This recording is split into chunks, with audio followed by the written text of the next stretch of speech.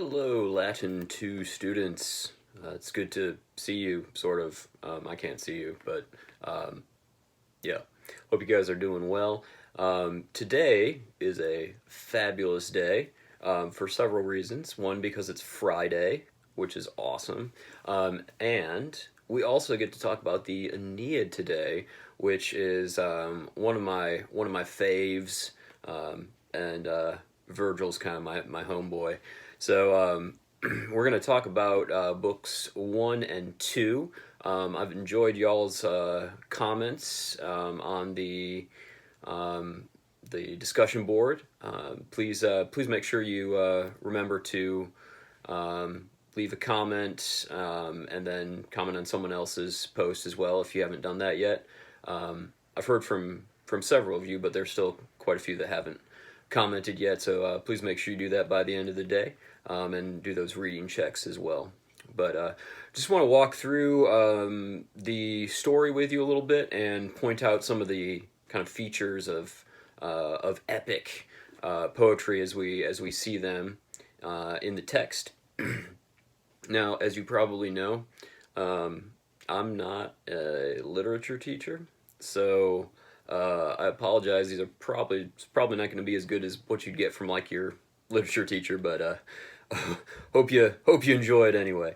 Book one, Virgil starts off with his main theme, and you actually see it right there, smack dab line one. I sing of warfare and a man at war. Okay, and those two things, warfare and the man at war, those are going to be Virgil's two themes throughout the book. Okay, and he's playing off the Iliad and the Odyssey there as well. So the first half of the book is going to be more Odyssey-like. It's going to have to do with Aeneas's wanderings and so forth. And then the second half of the book is going to be when Aeneas gets to Italy, he has to do a lot of fighting to kind of establish the Trojans there in Italy. Okay? And then Virgil goes on a couple things to point out too. Line three, he came to Italy by destiny. Destiny is going to be, or fate. Those are going to be huge themes that you see all throughout this book. Okay? Looking further down, line 13, you get the invocation of the muse. Okay, and this is a very, very common thing in epic poetry. You have to invoke the muse, call the muse to help inspire your song and your story. Okay. Sorry, I got a phone call in the middle of there. Line 16, we can see another major theme you're going to find throughout this book, a man apart devoted to his mission. So Aeneas is going to be constantly described as being devoted or dutiful. The adjective in Latin is pius, or the noun is pietas, where you get English words like piety. That's not really the idea that we have in English piety, but the idea here is dutiful, and it's has to do with duty to your country, to the gods, and to your family. And you're going to see Aeneas really fulfills all three of those. He fulfills his duty to the gods, to his country or his countrymen, his fellow Trojans, and then to his family, especially for his son, who will be his kind of successor, I guess you could say. And then Juno here, she looms large in the beginning here, because it is her anger that is going to be kind of a perpetual driving force behind the Trojans throughout the text. Okay. Then moving on, line 40, let's see here, 48, 49. So hard and huge a task it was to found the Roman people. Famous line. So they wandered as their destiny drove them on from one sea to the next. So hard and huge a task it was to found the Roman people. So this was not an easy job that Aeneas had in front of him. Okay? then you kind of end your introduction there, line 49. Going into line 50, this is another feature of epic. Virgil drops you in medias res in the middle of things. So you get Juno, and she's looking out on the ocean, and she sees the Trojans out sailing, and she has a problem with that. So she goes to King Aeolus, and Aeolus is the god of the winds, and she makes him an offer he can't refuse. And Aeolus sends a massive storm on the Trojan ships, and we're talking a big boy storm here. This is some serious stuff. And the Trojans are very hard pressed, and they despair of life in a lot of places. But then Neptune, who is, as you know, the god of the sea, he is not happy that his ocean is getting roughed up. So he calms the storm and restores peace and order. And you get your first epic simile here in the text as well, line 201, when rioting breaks out in a great city, and the rampaging rabble goes so far that stones fly, so on and so forth. And what Virgil does is he compares Neptune to a public figure, a kind of a politician, I guess, if you could say, that's very well respected and everybody listens to him. So that's kind of what he likens Neptune to. All right. So the storm is calmed. The Trojans make for the nearest land that they can reach, and this is Libya, which is in northern Africa. So they are way blown off course. They had been near Sicily, and they get blown quite a bit south. All right, and they take their stuff off the ships, try to make do the best they can, get some food and fire going. All right, and Aeneas has a very moving speech, line 270. Friends and companions, have we not known hard hours before this? My men who have endured still greater dangers, God will grant us an end to these as well. All right, so and then at the end he says, Troy's kingdom there shall rise again. Be patient, save yourself for more auspicious days. And you see that he really is doing his best to encourage his people. And kind of in the middle of that speech, too, he talks about Scylla and the Cyclops. So the Trojans, again, this in medias res thing, you haven't actually seen Scylla or the Cyclops, but the Trojans had already encountered them in their journeys. Okay?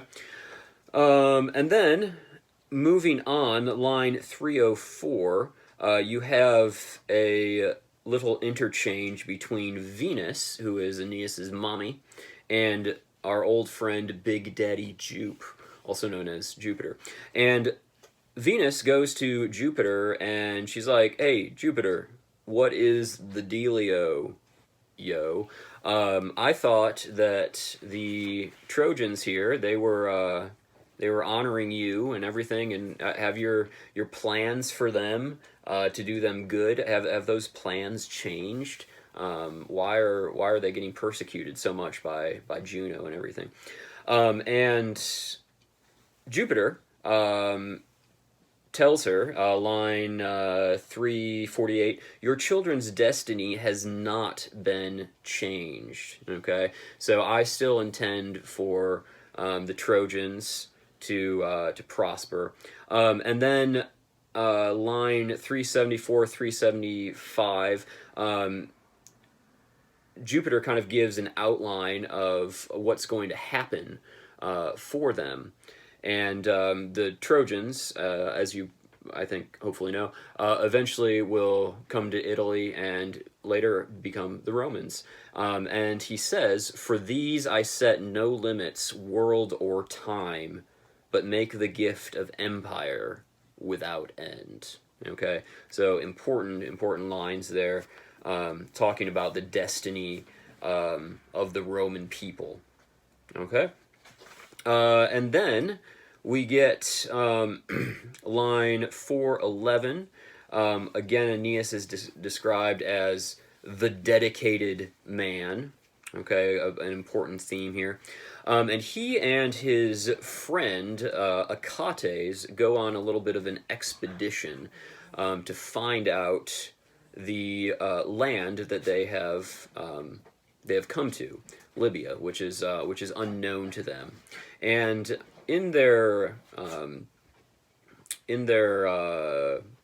journeying, they come across someone who is disguised as a huntress, and this is actually Venus here, but she is in disguise, so Aeneas doesn't recognize her as his mother, and Venus tells Aeneas a little bit about the land that he has come to, and in particular, he is informed about Dido, who is the queen of Carthage, which is in Libya. And Venus gives a nice little backstory on Dido, about how she had to flee from her murderous brother, who had killed her husband, and how she's kind of a refugee herself, and she has this new kingdom of Carthage being established. Okay. All right, and then Aeneas and Achates. Aeneas finally recognizes her as she leaves, but she gives them a little bit of a gift. She covers them in a mist or a cloud, so that as they come to Carthage, they will not be disturbed or anything like that. So Aeneas and Achates continue wandering until they reach Carthage, and they see Carthage as a city that's being built up. It's being well established. It's still young, still new, but it's got very bright prospects. And there's a famous simile here too, where Virgil compares the Carthaginians to a bunch of bees that are hard at work. Okay, and in particular, Aeneas sees artwork that really moves him. He sees several images and pictures of the Trojan War, and he realizes that these Carthaginians are not savages, they're not barbarians, but they've got feelings too. And the sorrow and the grief from the Trojan War has reached all the way down here, even to Libya. All right, and finally they catch sight of Dido herself, and in another kind of simile, Virgil compares Dido to Diana, the goddess of the hunt, as she strides amongst her followers. Okay, a very very beautiful, elegant picture of the Carthaginian queen. Okay, and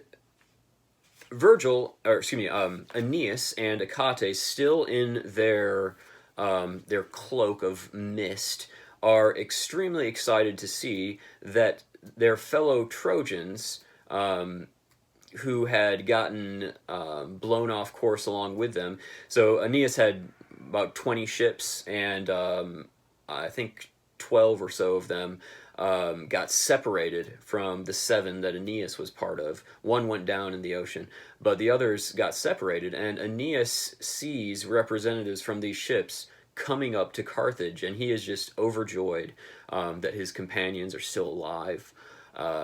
And he sees one of their leaders talk to Dido, and Dido is gracious, incredibly gracious, really, to them. She offers to either help them along their journey or to even make them fellow citizens on equal standing with her Carthaginians, and it's kind of at this point that Aeneas and Achates lose this cloak of mist, and there is something is rather interesting here. Aeneas is kind of has this transfer, almost a transformation, not quite, but it talks on line. Let's see here. 799. Princely Aeneas stood and shone in the bright light, head and shoulders, noble as a god's. For she who bore him breathed upon him beauty of hair and bloom, of youth and kindled brilliance in his eyes. And keeps going. And it's interesting because one of the another kind of thing in epic that you'll see are these scenes where warriors get put on their armor and get all dressed up for battle. And this is sort of like that, but in a completely different way. This is an arming scene, but it's an arming scene for love. And what Venus is doing, who is, as you know, the goddess of love, making Aeneas very appealing to Dido, and showing just how marvelous a specimen Aeneas is. Okay, so it's an interesting kind of turn on that arming scene that you have in a lot of epics. All right, and Dido is of course overjoyed to finally meet Aeneas. They get on very well, and she explains to him that she is going to take care of them, look after them. She says, this is line 857, "My life was one of hardship and forced wandering like your own."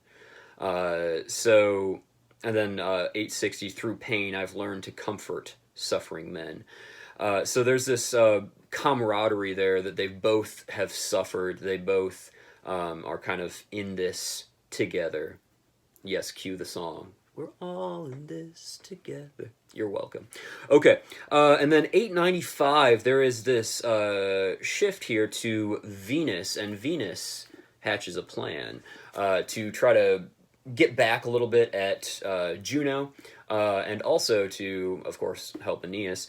And what she does is she disguises her son, and Aeneas is her son, but her divine son, who is Cupid.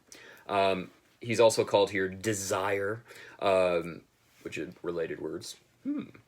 So she disguises Cupid as Ascanius, and what she instructs him to do is to prick Dido with his love arrow and inflame Dido with mad love for Aeneas. Okay, so as Aeneas brings back, or as Achates, I should say, brings back all the stuff from the Trojan ships, and Ascanius, Aeneas' son, comes back.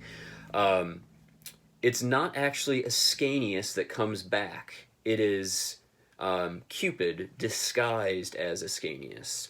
So Dido has a great feast for the Trojans, and when she has Ascanius, Aeneas' son, on her lap, he pricks her with his arrow, and she falls madly in love with Aeneas, and it's going to be eventually her ruin. There's this powerful line, I think, on 980.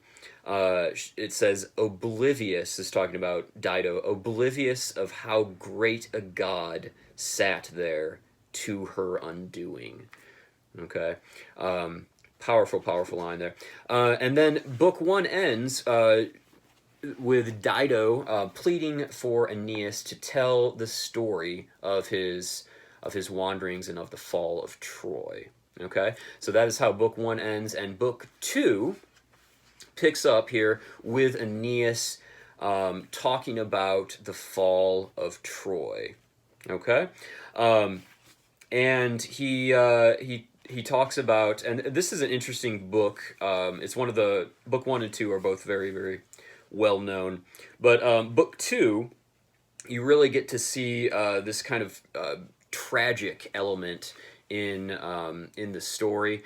And this is one of the things that Virgil is really a master of. He takes epic and he expands it. He makes it more than just epic. So he puts elements of tragedy in here as well, and you really see that here in book 2.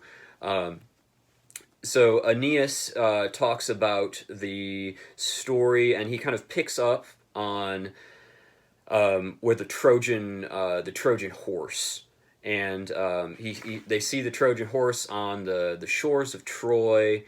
They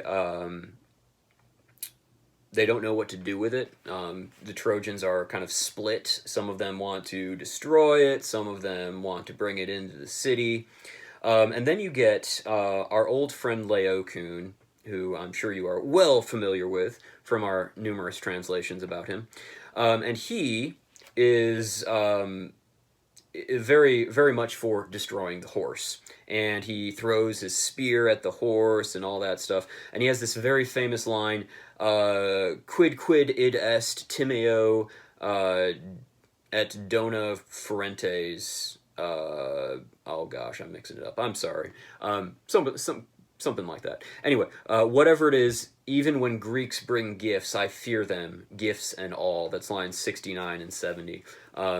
Very famous line. And then you have this almost like a cinematic shift in the camera angle here from Laocoon to another guy, Sinon.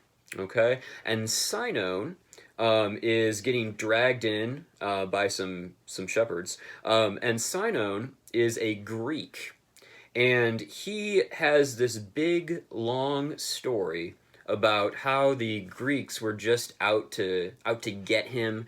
They had to sacrifice him to get winds to sail back to Troy, and lotta. And Odysseus was just, oh man, Odysseus is the worst. He had to go. Man, he just hated him so much. And you get this big, long, elaborate story, but it's all a lie. There are obviously certain elements of truth in it, but it is a big lie to convince the Trojans that he's on their side, that he's against the Greeks, and it would make the gods happy if they honored this gift here. And there's some really some powerful lines. If you look at 196, there's this line, "For tears we gave him life." All right, so Sinon, he put on this great act, and for his tears he got his life. All right, and there's also, he mentions, Virgil mentions in line, was it 207, the stagecraft of Achaia. And the Greeks were very, very well known for their skill of drama, and even today, Greek tragedies and even some Greek comedies and such. Some of the greatest drama that's ever been written. And you'll actually, I think it's senior year, you get to read Antigone, which is a Greek play, and just the Greeks were just excellent playwrights. So Virgil kind of is using that in this as well. Okay, and then kind of concluding the Sinon episode. If you look at the end there, 268. This fraud of Sinon, his accomplished lying, won us over. A tall tale and fake tears had captured us, whom neither Diomedes nor Larissaean Achilles overpowered, nor 10 long years, nor all their 1,000 ships. So these two of the greatest warriors, Diomedes and Achilles, they weren't able to bring Troy down. 10 years wasn't able to bring Troy down. 1,000 ships weren't able to bring Troy down. But this one lie, this one tall tale, was all it took, and caused Troy to fall. Right. And then Virgil kind of shifts the camera angle back from Sinon back to our old friend Laocoon. And you know this story about Laocoon quite well. He does not end well for him. He gets devoured by sea serpents, he and his sons as well. And that kind of just confirms it for the Trojans, that they have to honor this horse, because look what happened to Laocoon, who tried to destroy it, all right, or tried to defile it.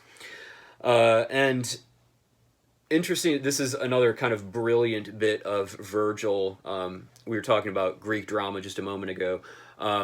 You'll notice it does not actually say that Laocoon dies. It's all kind of, you don't actually see him die in the text, which is kind of interesting. And this is a feature of Greek drama, that a lot of the action, whether it's death or whatever, a lot of that happens off stage. So Virgil is kind of, I think, using a little bit of that Greek dramatic flair here too. Kind of a brilliant little stroke. Then line 313, we breached the walls. So the Trojans are the ones that are taking this horse into the city. They're like, oh man, it must be the gods' will. They destroyed Laocoon. We got this guy Sinon. All sorts of things going on. All right, and then they go off and party, because hey, the war's over. We got this great gift in our city now, and then night falls. Okay, and Sinon lets the Greeks out of the horse, because as you know, that horse had people in it. So Sinon lets the Greeks out, and then we have Aeneas. He's doing the big sleep, and he has a dream, and this is a powerful dream. He has Hector come to him, and Hector, you may remember, was brutally murdered and desecrated by Achilles back in the Iliad. And Hector comes to him and warns him that Troy is about to fall. All right, so and Aeneas, he is all torn up because Hector was his friend and comrade in arms, and he tries to talk to him, but Hector's like, you idiot, get a move on. So finally, Aeneas gets himself going, and Hector has some great lines for him to kind of carry on the Trojan tradition. This is, let's see here, line 393. Her holy things, her gods of hearth and household, Troy commends to you. Accept them as companions of your days. Go find for them the great walls that one day you'll dedicate when you have roamed the sea. Okay, so find a new home for these household gods. And the household gods were very, very important to both the Trojans and eventually the Romans as well. Okay, and then Aeneas gets all dressed, ready to go for battle, and he goes and fights off as many Greeks as he can. He joins some of his fellow Trojan companions. They kill some Greeks, take their armor, but then that armor kind of fails them, and they get mistook for Greeks because they're dressed up like Greeks, and that kind of ends badly for them. Then you get to see Cassandra as well, and Cassandra is a very, very tragic figure, cursed by Apollo, that no one should believe what she says, even though she always will tell the truth. And then, let's see here. Moving on, you encounter a guy named Pyrrhus, and Pyrrhus, he also goes by the name Neoptolemus, which is a mouthful for you. He's the son of Achilles, a very very excellent fighter, but you will see that he breaks down the walls or the gates of the palace, and he goes to King Priam, and he murders his son in front of him, and then he brutally murders Priam himself. And This is a really sad scene for many reasons, but for one thing, you've got Priam who is pleading with Pyrrhus. He's like, "Hey, your son Achilles even had mercy on me. He had, Achilles had desecrated Hector, but then he eventually gave Hector's body back, and Neoptolemus or Pyrrhus has no mercy. That mercy that Achilles eventually came to, Pyrrhus has none of that."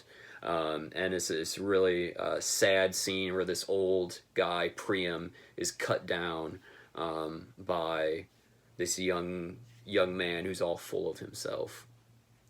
All right, and after Aeneas witnesses this, he's unable obviously to help Priam, but he witnesses his death, and then he realizes that basically everything, all is lost, and he thinks back to his own family. He sees Priam die, who is an old man, and he thinks back to his father, who is also old, so he decides, hey, I need to go look after my family.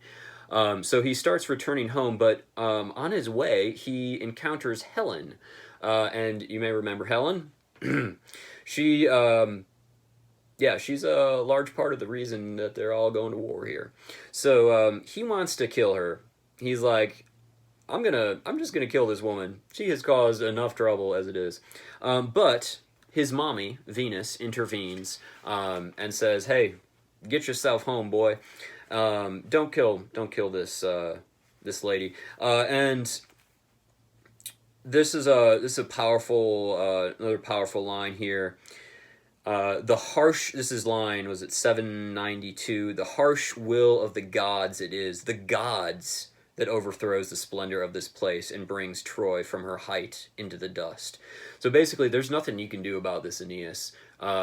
This is the gods at work. And then she kind of removes the mist from his eyes, and he's actually able to see the gods destroying the city.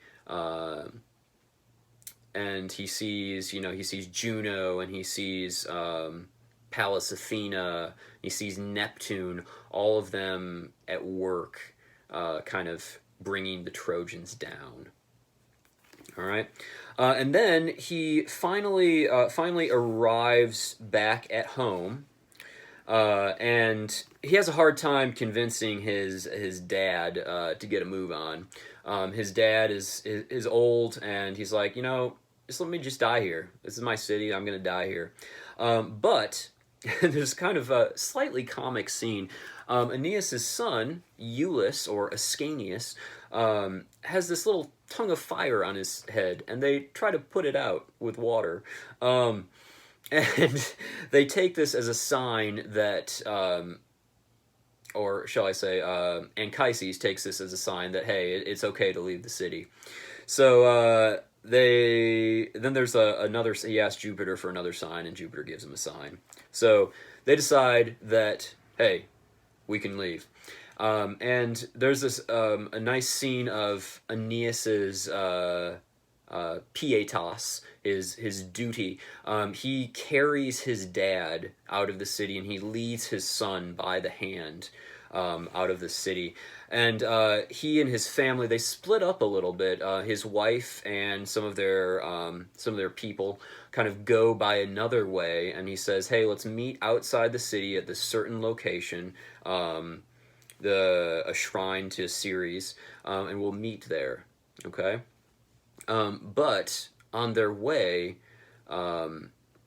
he takes some various turns, and they get all split up, and he finally gets outside the city, and he realizes his wife didn't make it. His wife Creusa, and this he goes back into the city, and this is a really sorrowful scene. And he goes back and he combs the city, tries to find her, but is unable. And his wife's ghost appears to him. So a second ghost. First he saw Hector, and now he sees his wife's ghost.